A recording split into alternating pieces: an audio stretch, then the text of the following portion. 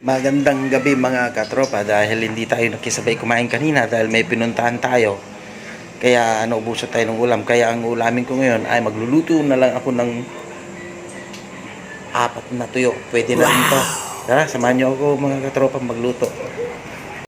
At yan mga katropa ang aking ulam, apat na tuyo. At ito na yung ulamin natin ngayong gabi. Kasi nagugutom na rin ako kaya nagluto pa ako.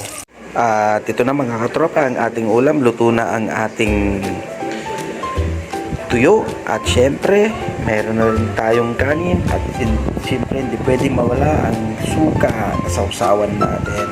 Tara mga katropa, samahan nyo akong kumain. Halina kayo mga katropa at kumain na tayo. Itong ulam natin ngayon. Ayan. Tapos kunting kanin. Nagnanam.